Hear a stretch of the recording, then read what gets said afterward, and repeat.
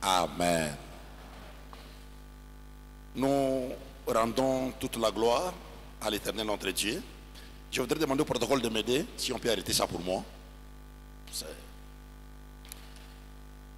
Je disais que je bénis le Seigneur notre Dieu pour la grâce et le privilège qu'il nous accorde d'être au milieu de vous et de partager avec vous ces moments merveilleux, ces moments extraordinaires des 14 matinées de miséricorde. Mais je voudrais aussi de tout cœur dire merci à l'homme de Dieu, le bishop et son épouse pour leur amour et pour leur hospitalité.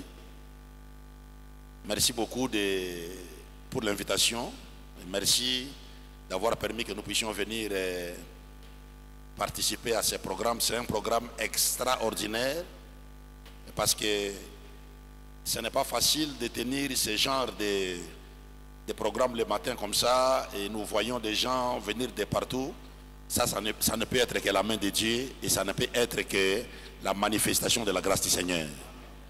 Et je sais que ce genre de programme avec Bread of Life ne peut pas être impossible parce que Bread of Life est très fort pour des surprises qui dépassent tout entendement. Je n'oublierai jamais Morija, une expérience. Quand je suis venu ici à Morija, je suis rentré à Durban, j'ai essayé de les reproduire mais ça n'a pas marché. Et j'ai compris que à Bread of Life, il y a des choses qui se passent. Quand vous n'êtes pas fort, vous n'arriverez pas à y faire. Et je bénis Dieu pour la grâce qui est sur cette église. Et je suis content de remarquer aussi qu'il y a beaucoup de choses qui ont changé, mais les choses ont changé en bien. Et ça fait de la joie et nous bénissons le Seigneur pour ça. Le sujet que Dieu a mis dans mon cœur, que je voudrais commencer avec vous ce matin, et probablement nous allons évoluer avec ça jusqu'à dimanche. Le petit thème que je voudrais partager est intitulé la prière de Jaébet, la prière qui change la destinée. Amen. Alors je voudrais vous inviter à prendre vos Bibles ensemble avec moi et nous allons lire seulement 2 versets. Nous sommes dans 1 Chronique, chapitre 4, le verset 9 et le verset 10. 1 Chronique, chapitre 4, le 9e verset, nous lisons au nom de Jésus-Christ. Jabez était le plus considéré que ce frère.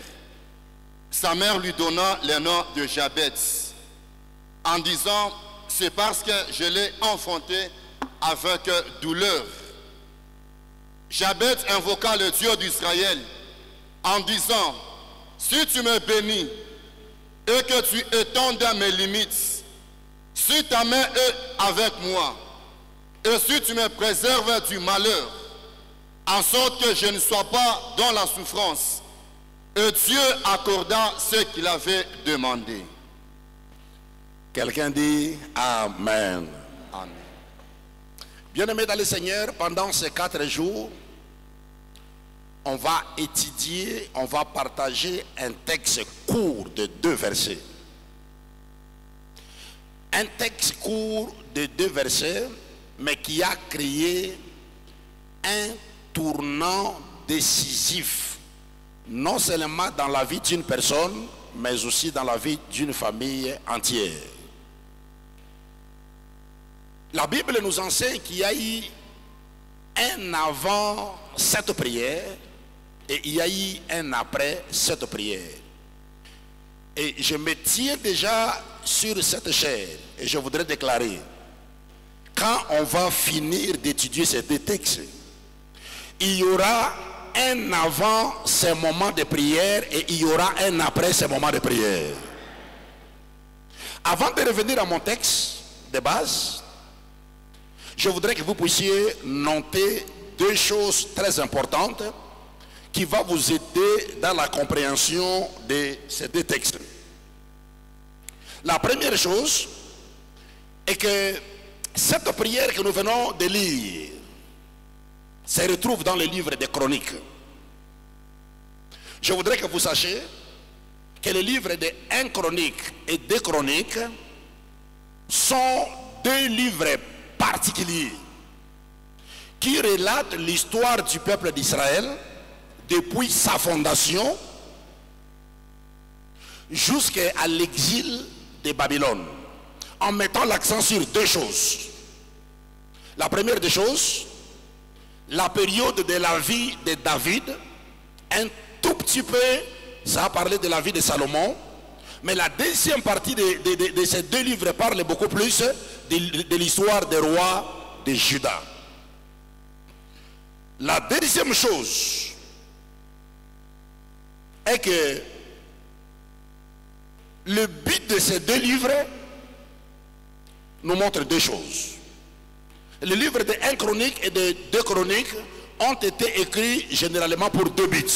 Le premier but des livres de Chroniques est de nous montrer qu'Israël a une origine. Israël n'est pas un peuple abandonné. J'en parlerai tout au long de mon message. Vous allez comprendre que l'impact d'une personne sur la terre dépend de son origine. Amen. Tous les enfants qui sont nés dans la famille royale en Angleterre, que vous le vouliez ou pas, de par leur naissance, ils sont déjà bien. Ils ont de l'impact. Mais la bonne nouvelle est que même si toi et moi, nous ne sommes pas nés dans la famille royale d'Angleterre, mais nous sommes nés dans la famille royale de Jésus-Christ. Et par la naissance, par l'origine de quelqu'un, son impact est déterminé. Mais le deuxième but de ce livre de chroniques, c'est aussi pour nous montrer les traces des interventions surnaturelles de Dieu dans chaque étape de la vie des enfants d'Israël. Ces deux livres nous montrent que Israël n'a jamais été un peuple orphelin. Chaque fois qu'Israël avait un problème, chaque fois que les enfants d'Israël étaient en difficulté, leur Dieu répondait toujours d'une manière ou d'une autre. Et la deuxième chose que je voudrais que vous puissiez noter cela, parce que ça va vous aider à mieux comprendre ces deux passages, c'est que la deuxième chose qui frappe dans ces deux versets,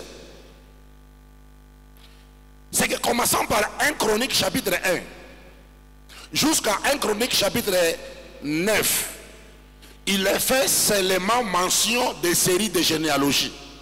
C'est l'une des parties de la Bible qui est très boring à lire. Quand vous lisez, vous voyez seulement les noms et des générations. On vous dit tel engendra tel et tel autre engendra tel.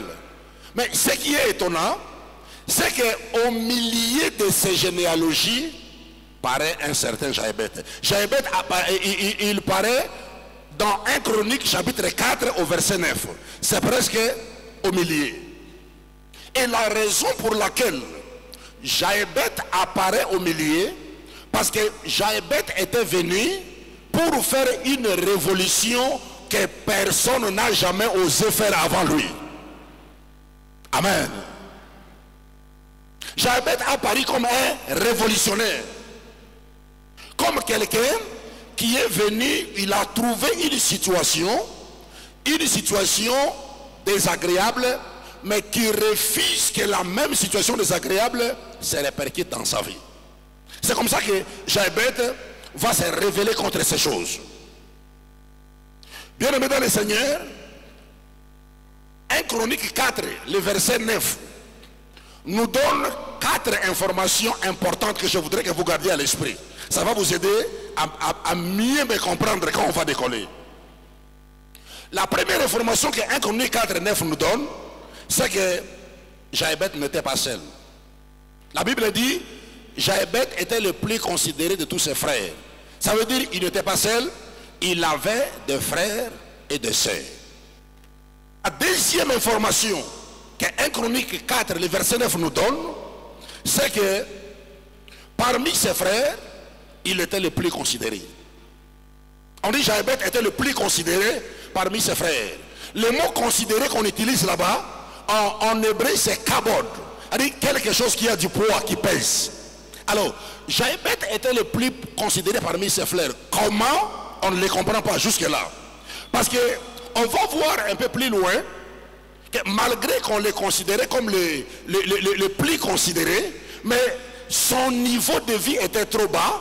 Et je dirais même que c'est ce qui l'avait poussé et c'est ce qui l'avait motivé d'invoquer Dieu et de chercher Dieu à un autre niveau. Vous savez, quelquefois dans la vie, si vous faites partie d'une famille et que dans la famille on vous accorde de la crédibilité, mais vous ne voyez pas pourquoi on vous accorde de la crédibilité, ça va vous pousser de faire l'impossible pour relever les défis. Amen. On dit Jaébet était le plus considéré, mais apparemment il n'avait rien. Alors, à cause de cela, probablement, c'est ce qui l'a amené à chercher Dieu dans une autre dimension pour confirmer effectivement ce que ses frères et ses sœurs pensaient qu'il était et qu'il ne l'avait jamais expérimenté. La troisième information que le verset 9 nous donne, c'est par sa nomination. Contrairement à la culture juive, lorsqu'un enfant naissait en Israël, si c'est un garçon, au 8e jour, au jour de la circoncision, c'est le père qui nommait l'enfant. Mais on nous dit ici que dans le cas de Jaébet, ce n'était pas son père qui l'avait nommé. On dit c'est sa mère qui l'avait nommé. Il lui donna les noms. On ne sait pas pourquoi. Probablement, certains commentateurs disent que son père pourrait être en prison ou son père était carrément mort. Et parce que son père n'était pas en vie, c'est pourquoi ça a donné le droit légal à sa maman de lui donner les noms. Et enfin, la quatrième information que le verset 9 nous donne, c'est la signification de son nom. Quand sa mère regarde Jaébet, à son accouchement, il lui donne le nom Jaébet, qui signifie simplement en hébreu la souffrance. Amen. Jaébet signifie la souffrance. Et en faisant une étude simple, vous savez, il y a beaucoup de gens qui donnent des commentaires pourquoi sa mère l'avait donné le nom qui signifiait souffrance. Certains disaient qu'on lui a donné le nom de souffrance à cause de la douleur de l'enfantement que sa mère avait ressenti quand sa mère le mettait au monde.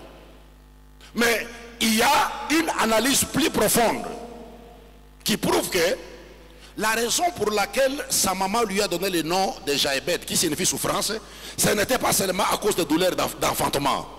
Au fait, sa maman lui avait donné ce nom de souffrance à cause des conditions de la famille dans laquelle il était né. Oui, dans la famille de Jaébet, j'ai commencé par vous dire que de 1 Chronique 1 jusqu'à 1 Chronique 9, il n'est fait que mention de séries de généalogie. Et il semble que, je vais être bref parce qu'on n'a pas beaucoup de temps, il semble que dans cette famille, dans ces généalogies, les gens naissaient dans la souffrance. Ils grandissaient dans la souffrance et ils mouraient dans la souffrance. Au fait, dans cette famille, la souffrance était devenue comme leur mode de vie normal. Alors, quand la maman de Jaébet met Jaébet au monde, elle regarde l'enfant, elle a pitié. Dans son cœur, elle se dit, ce petit innocent est encore né dans ce système où tout le monde naît dans la souffrance, les gens grandissent dans la souffrance et les gens meurent dans la souffrance. Ce n'est pas écrit, c'est moi qui l'imagine. La maman de Jaébet, après l'avoir accouché, elle regardait son petit bébé et elle se disait dans son cœur, oh Jaébet, j'aurais voulu que tu naisses même dans une autre famille, dans une famille où les gens progressent, dans une famille où les gens voient le bonheur, dans une famille où les gens se développent, dans une famille où il y a la bénédiction. Mais je regrette que tu sois né dans cette famille qui est sous les jougs de quelque chose comme la malédiction. Et c'est la raison pour laquelle on lui a donné le nom de Jaébet. Mais la bonne nouvelle est que quand cet enfant a grandi et il a atteint l'âge de la conscience, il a commencé à réfléchir sur la condition de sa famille. Il a compris que dans cette famille, il n'y a rien de bon. Les gens naissent dans la souffrance, les gens grandissent dans la souffrance, et la plupart des gens meurent dans la souffrance après avoir pris la connaissance de toutes ces choses. Il y a quelque chose qui s'est enflammé dans son cœur. Jochebed a décidé de se révolter spirituellement.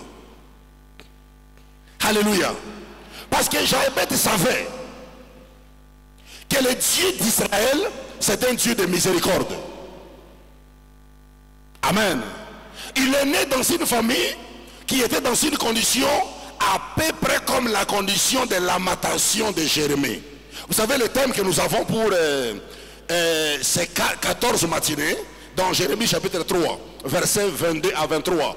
Par des lamentations de Jérémie, parce qu'à un certain moment, la souffrance était devenue comme sa nourriture imposée. Jérémie dit, les matins je me réveille dans la souffrance. À midi je goûte à la souffrance. Le soir je mange la souffrance. Le lundi je commence ma semaine avec la souffrance. Le mardi dans la souffrance. Le vendredi dans la souffrance. Le dimanche dans la souffrance. Au mois de janvier, je commence mon année dans la souffrance. Février, souffrance. Mars, souffrance. Et je termine l'année dans la souffrance. Il dit, ma vie est devenue dégoûtable. Et je n'ai même plus envie de vivre. Et Jochebed se retrouvait exactement dans cette condition-là.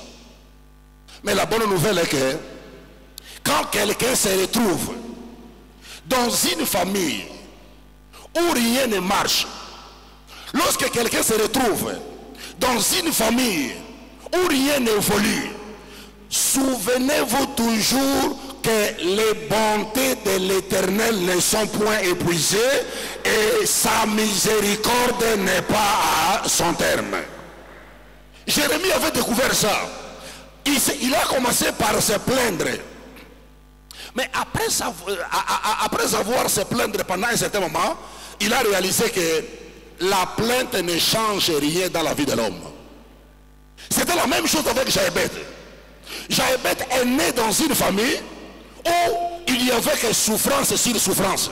Rien ne marchait, rien ne bougeait, rien n'évoluait, rien n'allait de l'avant. Mais quand il a grandi, il a atteint l'âge de la conscience. Il a réalisé que non seulement Israël a un Dieu, mais le Dieu d'Israël c'est un Dieu de miséricorde. Alors, ça va pousser Jochebed à faire la chose la plus importante de sa vie. C'est comme ça que au verset 10, le verset 10 nous parle de quelque chose qui arriva à un certain moment de la vie de Jochebed. Il décida non seulement de prier, j'aime le terme qu'on utilise ici. Jochebed n'a pas seulement prié, mais Jochebed décida d'invoquer le Dieu d'Israël. Vous savez, il y a une différence entre faire une simple demande et faire une prière d'invocation. Invoquer, dans sa racine en hébreu, veut dire appeler. Mais je dirais, si on dit invoquer, c'est seulement appeler, on n'a pas dit assez. Le vrai sens du mot invoquer en hébreu, ce n'est pas appeler simplement. C'est appeler quelqu'un, c'est obliger quelqu'un à se présenter et agir en votre faveur. Je me souviendrai toujours, un jour, alors que j'étais à l'église, en train de travailler, mon épouse était restée à la maison avec notre dernier enfant, qui a aujourd'hui 8 ans. À l'époque, il n'avait que 3 ans. Alors, elle est entrée dans la douche pour se laver. Et l'enfant jouait sur les jardins, dans notre parcelle. On a un petit jardin, un playground. Et dans ce jardin-là, il y a un petit balançoire. Alors que l'enfant était en train de jouer sur le balançoire, il a fait un faux pas. Et l'enfant est tombé dans une mauvaise position où l'os de la main ici est sorti dehors. Et il y a un cri que l'enfant a poussé. L'enfant s'est mis à crier, à appeler. Elle a appelé mamie, mamie, mamie. Et vous savez, les femmes telles qu'elles sont là, elles savent discerner les sons de voix de l'enfant. Et quand l'enfant appelle, elles savent que cet appel ici, il appelle parce qu'il a faim, il a besoin de nourriture. De l'autre côté là, l'enfant appelle parce qu'il y a un problème dans ce sens ou dans l'autre sens. Mais lorsque l'enfant se retrouve devant un danger, la femme sait discerner que cet appel ici, ce n'est pas un appel normal. C'est un appel à une intervention urgente. Et quand ma femme a entendu la voix de l'enfant, elle avait déjà mis les savons sur le corps. Elle a compris que l'enfant était en danger. Elle a seulement pris les fumets, elle l'a mis à la poitrine, elle est sortie dehors. Elle a couru dans le jardin. Elle a trouvé qu'effectivement, l'enfant était mal tombé et l'os était sorti dehors. Alors, elle a réuni toute sa force. Elle a appuyé sur l'os qui était sorti. L'os est retourné à la place. Mais la douleur était très forte. Elle a couru à la maison. Elle a pris un peu de glaçons pour mettre à l'endroit où il y avait des douleurs. Mais la douleur était tellement forte que l'enfant ne se calmait pas. Elle a juste amené l'enfant. Elle a mis l'enfant sur le lit. Elle est retournée dans la douche. Elle a enlevé les savons. Elle a pris l'enfant. Elle a mis l'enfant dans la voiture. Elle a amené l'enfant à l'hôpital. Et c'est comme ça qu'on va m'appeler pour me dire que nous sommes à l'hôpital avec l'enfant parce que l'enfant a fait un faux pas. Je lui ai demandé plus tard, tu étais dans la douche. Comment est-ce que tu as su que l'enfant était en danger? Elle m'a dit, les cris de l'enfant. Il dit, je connais comment les enfants m'appellent. Mais cette façon de m'appeler ces jours-là, en ce moment-là, j'avais compris que l'enfant était en danger et il avait besoin d'une intervention immédiate. Et c'est cela qui explique un peu le sens du mot invoquer. Invoquer Dieu, c'est en quelque sorte, c'est vrai qu'on n'oblige pas Dieu. Mais il y a des attitudes que lorsqu'on prend dans la prière, ça attire l'attention de Dieu sur votre vie. Alléluia.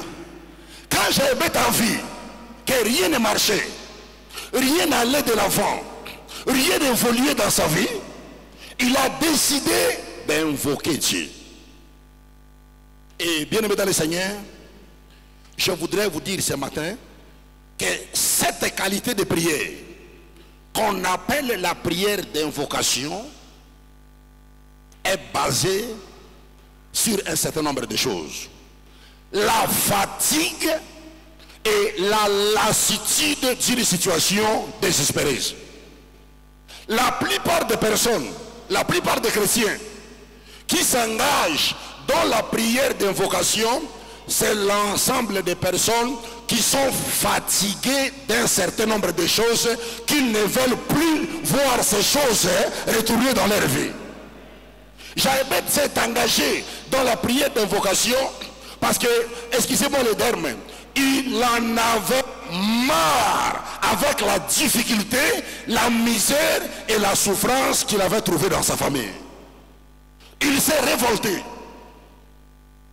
Et ce matin, alors que nous sommes en train de parcourir notre 11e matinée de miséricorde, j'aimerais clairement dire à quelqu'un que dans le voyage de la vie, les gens qui réussissent à changer la cour d'histoire, c'est seulement des révolutionnaires. Tu n'as pas bien compris, je vais l'expliquer encore. Tout ce que tu acceptes, tout ce que tu tolères, sache que ça s'installera définitivement dans ta vie. Si tu acceptes une maladie, cette maladie va s'installer définitivement. Si tu acceptes la dépendance des autres, cette dépendance va s'installer définitivement. Si tu acceptes la médiocrité va s'installer définitivement. Mais tout ce que tu refuses et tu confrontes avec foi et avec la prière finira par sortir de ta vie. Jaébet était fatigué. Il a dit, ben, tout le monde naît dans le même système. Tout le monde grandit dans le même système. Et la plupart des gens meurent dans le même système. Dans cette famille, il n'y a personne. Ça fait autant de générations. Il n'y a personne qui arrive à relever la tête. Il dit, Seigneur, le Dieu d'Israël, si tu es vraiment le Dieu de miséricorde, je voudrais être le premier à écrire une nouvelle histoire dans cette famille. Et pendant que je priais ce matin, et je me préparais pour ce service, le Saint-Esprit m'a dit de dire à l'église que la plupart des gens qui viendront dans la salle ce matin seront des personnes à travers lesquelles le changement va commencer à venir dans l'histoire de leur famille. Est-ce que tu crois que Dieu est capable de t'utiliser pour que tu sois la personne qui va changer les choses? Est-ce que tu crois que tu seras l'instrument de Dieu pour créer un tournant décisif dans ta famille? Si tu crois à cela, je veux bien attendre ton amen. Je ne t'entends pas très bien. Si tu crois à cela, je veux très bien attendre ton amen. Si tu crois que c'est toi qui seras l'agent de l'écriture, de la nouvelle histoire qui va commencer dans ta famille, je vais entendre ton amen plus que tout le monde. Vous savez, à partir de ce matin, jusqu'à dimanche, je n'ai pas vraiment besoin de gens qui sont à l'aise dans leurs problèmes et dans leur médiocrité. Si tu es à l'aise dans ta situation, dans les problèmes que tu es en train de vivre, c'est possible que tu ne sois pas le genre de personne pour lesquelles je suis venu ici pendant ces 4 jours. Je suis à la recherche de quelqu'un qui est fatigué de quelque chose qui a pris beaucoup de temps, et la personne qui veut dire assez, c'est assez, il faut que ça change. Je cherche quelqu'un qui est fatigué d'un péché.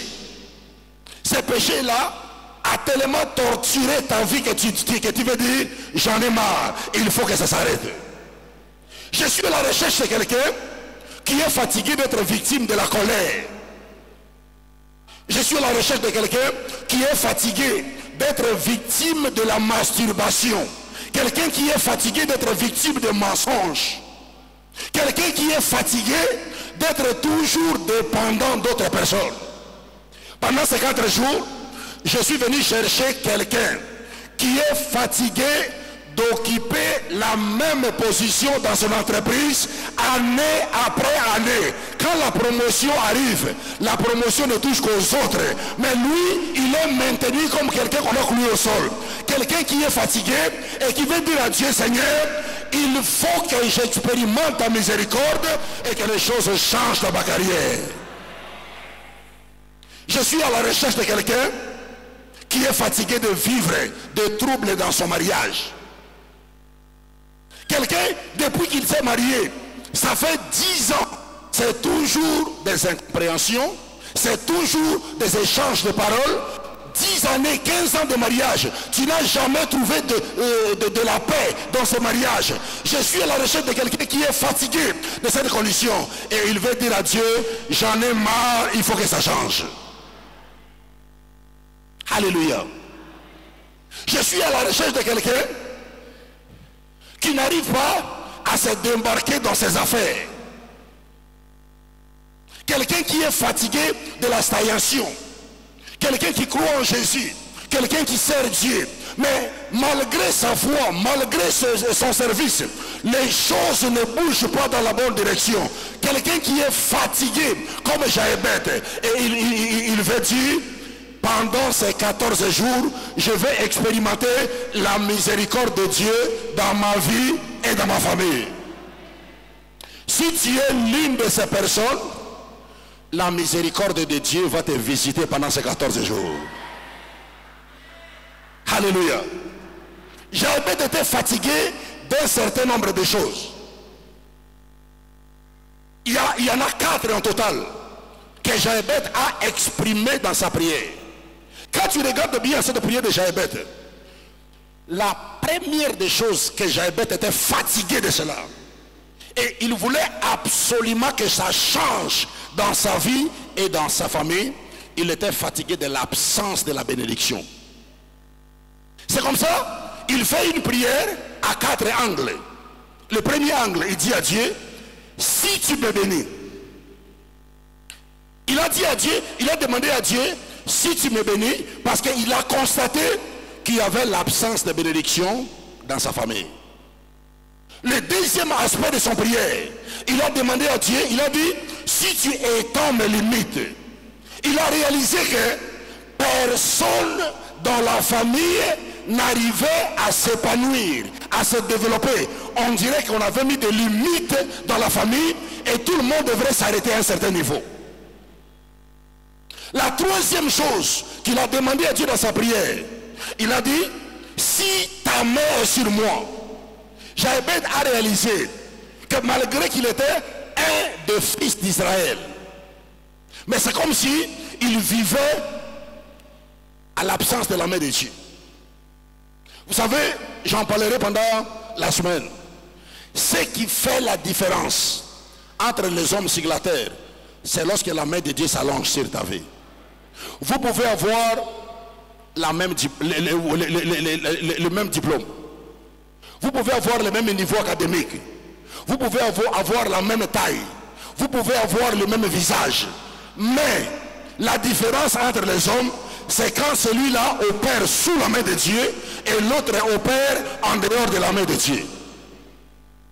Et la quatrième chose qui manquait dans la vie de Jaébet, que Jaébet était fatigué de ça, c'était le malheur et les souffrances. C'est comme ça que Jaébet va dire à Dieu, Seigneur, si tu me préserves du malheur et tu fais en sorte que tu es dans la souffrance, et j'aime la suite.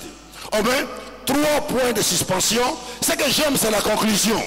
La Bible dit, et Dieu accorda à Jaébet tout ce qu'il avait demandé. Alléluia.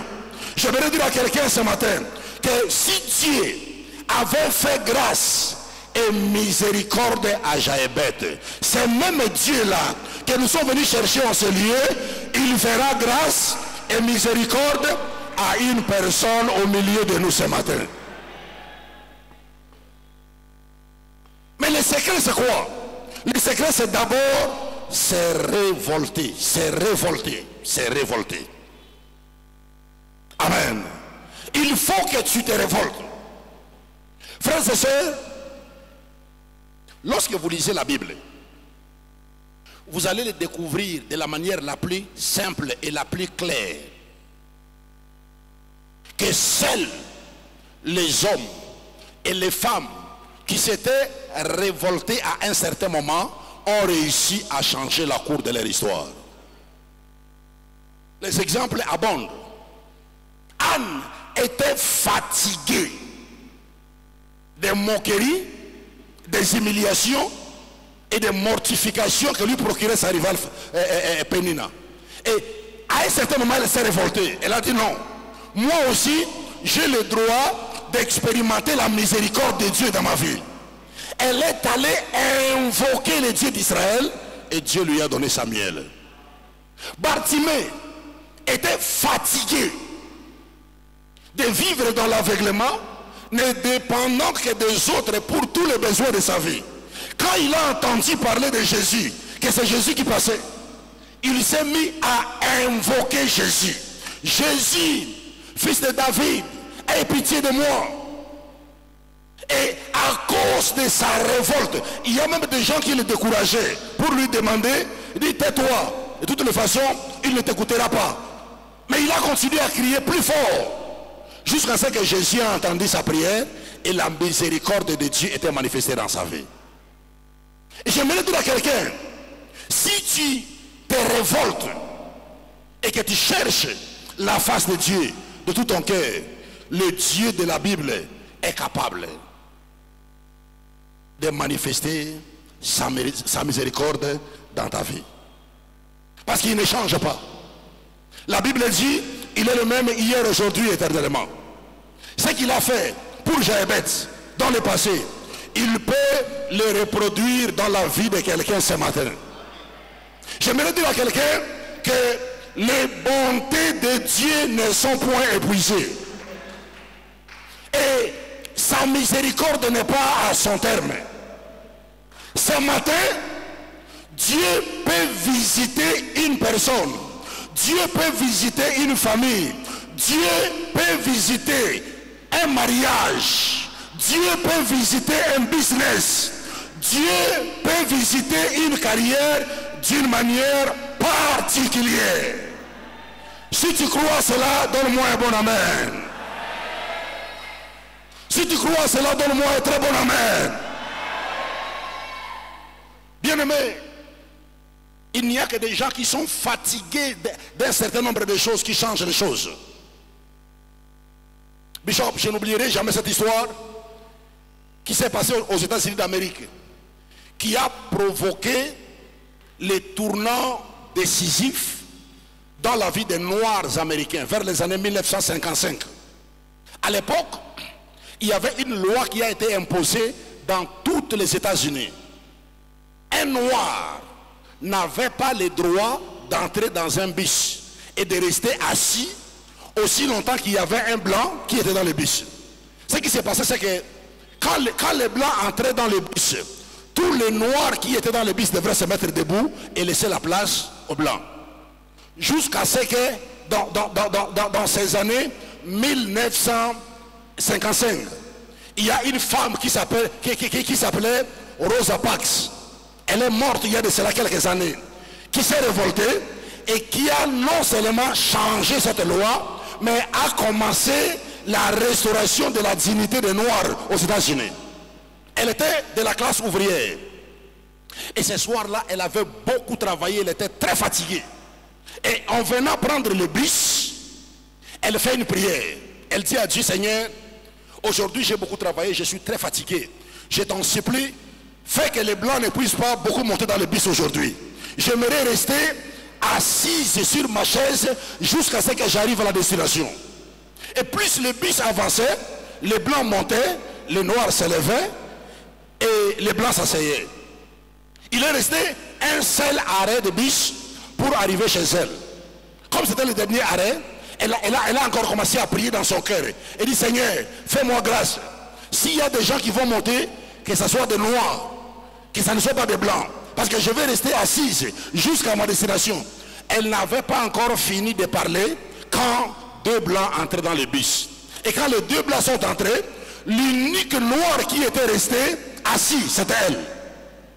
Alors, les deux blancs se sont avancés et un autre blanc est venu là où elle était et il lui a dit, Madame, tu sais ce que la loi dit? Lève-toi, je vais m'asseoir. Un peu plus tard, cette dame, Rosa Parks, va dire, je ne sais pas d'où j'avais eu cette force et d'où j'avais eu cette énergie. Elle a regardé le blanc et puis elle a dit au blanc, nous en avons marre. Nous sommes fatigués tous les jours de nous mettre debout et de vous laisser la place. Aujourd'hui, je ne me leverai pas. Je vais rester assis jusqu'à ce que j'arrive à ma destination. Quand les chauffeurs de bus ont entendu cela, comme tous les chauffeurs connaissaient la loi, les chauffeurs ont conduit le bus jusqu'à un police station. Et puis, on a arrêté la dame, on l'a mis en prison. On l'a mis en prison. Le lendemain, Martin Luther King a appris l'histoire. Qu'on avait arrêté une femme noire parce qu'elle avait refusé de se lever sur la chaise. Alors Martin Luther a fait un communiqué. Et il a fait des recherches, il a découvert que 75% des personnes qui montent dans le bus et qui font fonctionner ces compagnies de bus, ce sont des noirs. Il a lancé un communiqué. Il a dit, pendant 3 mois, qu'aucun noir ne puisse plus monter dans le bus, aller au travail à pied, rentrer à pied, et nous verrons comment ces compagnies de bus vont survivre. Vous savez quoi? Ça n'a pris que 4 jours. Après 4 jours, tous les bus étaient presque vides. Et les compagnies de bus commençaient à tomber en faillite. Et le gouvernement fédéral a appelé une réunion d'urgence. Ils se sont réunis et ils se sont dit, si on n'abolit pas cette loi maintenant, toutes ces compagnies de bus vont mourir. C'est comme ça on va déclarer une loi que désormais les Noirs ont le même droit de rester assis dans les bus au même titre que les Blancs. Ça a commencé par la révolte d'une personne. Amen. Tout ce que vous acceptez va rester définitivement dans votre vie. Tout ce que vous refusez et vous contrez par la prière finira par sortir de votre vie. Je suis venu ce matin pour dire à quelqu'un que la condition dans laquelle tu es maintenant, ce n'est pas la vraie vie que tu as été créé pour vivre. Il faut que quelque chose change dans ta vie et dans ta famille. Et comme Jaébet, je voudrais prier avec quelqu'un ce matin. Si cette personne est là, donne-moi un très bon amen. Comme Jaébet, je voudrais que moi, avec quelqu'un qui est ici, que nous puissions invoquer le Dieu de miséricorde. Le Dieu de miséricorde est au milieu de nous ce matin. Et ce matin, j'en suis plus que convaincu. Sa miséricorde va prendre la direction de la vie de quelqu'un au milieu de nous ce matin. Sa miséricorde va prendre la direction d'une famille au milieu de nous ce matin. Et si tu crois que la miséricorde de Dieu est présente, si tu crois que la miséricorde de Dieu est disponible, j'aimerais nous inviter à nous lever pendant que les musiciens montent. Je voudrais nous inviter à nous lever sur nos pieds pendant que les musiciens montent.